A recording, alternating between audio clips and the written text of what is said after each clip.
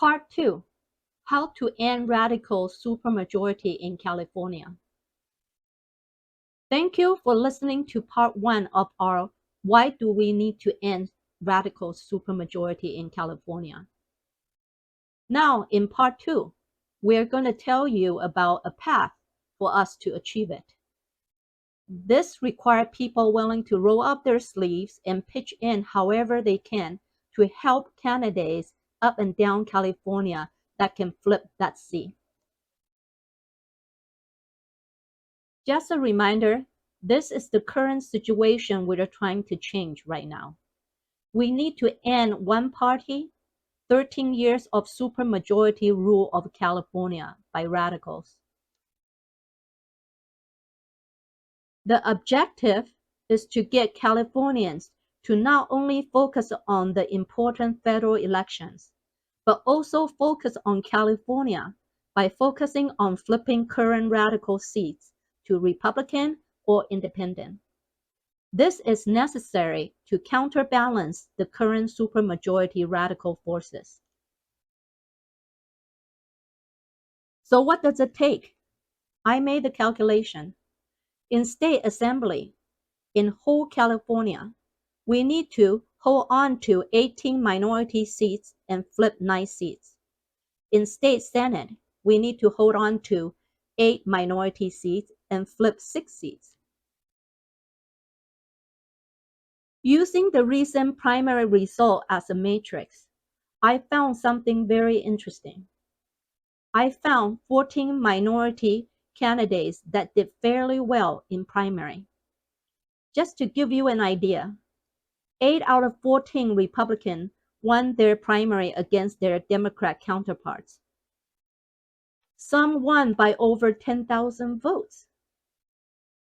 What makes these seats most unique is that most of these seats have no incumbents because they either term out or have moved on to a different position. Having 2 new candidates compete with each other is definitely better than running against an entrenched incumbent. Here, I want to address a potential objection against using a primary result, because some of the win or close lose may be result of multiple Democrat candidates splitting votes among themselves. Yes, that is true in cases, but not all cases. Some minority candidates also beat out their opponent despite splitting votes on their own side. The point I want to make is that nothing is going to be easy. Consider how much more money Democrat candidates have against Republican or Independent candidates. Yet, this is one of the best results I've seen yet. Frankly, it surprised me and gave me a lot of hope. This is why I volunteer my own time to create this video, to interview these candidates, and to have this conversation with you. So these are the 14 candidates that I found in their primary results.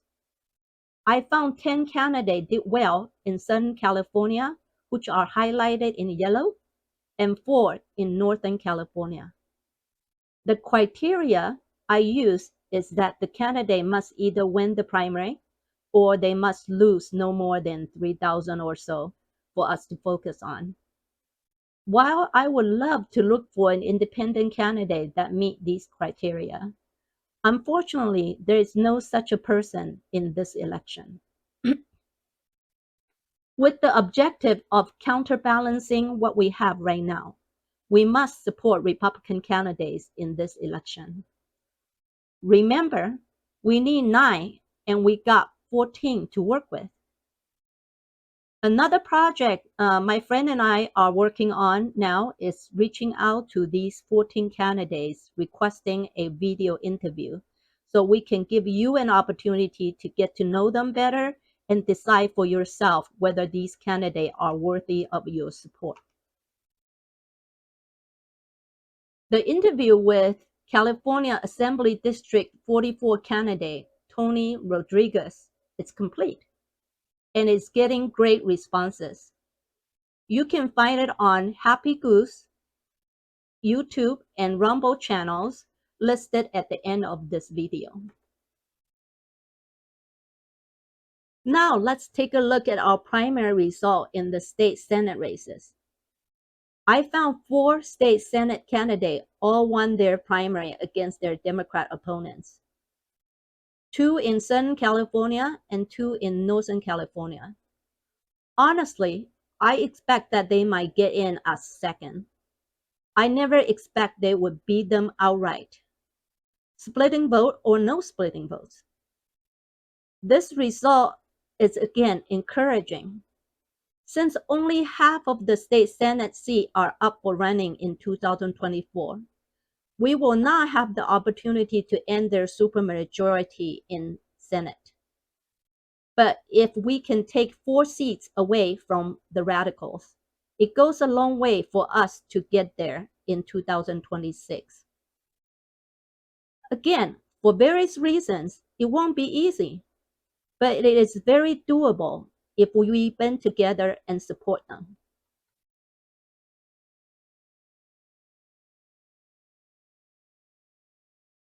What does these data tell us? Please don't ignore and give up on California state seats. These are the candidates that you need to support. Regardless of whether these candidates are in your district or not, these are things that you can do to help. For example, you can reach out to the candidate and ask them what you can do to help their campaign. I've listed all the candidates' websites on the earlier slides. You can refer back as a way to reach out to them.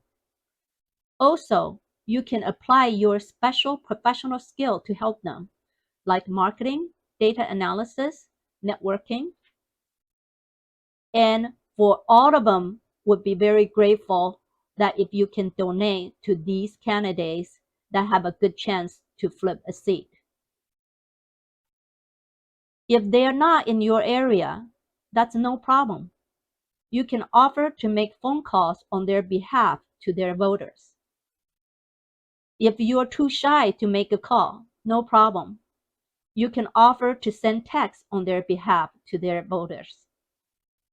And if you happen to be in their area, wonderful. Please offer to volunteer to door knock for them. And everyone can spread the message of Save California and radical supermajority message to every moderate Democrats, independent, and Republicans you know. There is nobody coming to save us. We are it.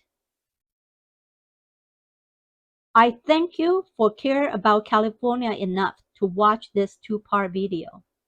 If you have any questions regarding what was discussed, please feel free to email me at alice@fullpocketsinc.com for this and all other videos created to help share civic-related knowledge learned. Please go to Happy Goose channel in both YouTube and Rumble. Thank you for listening.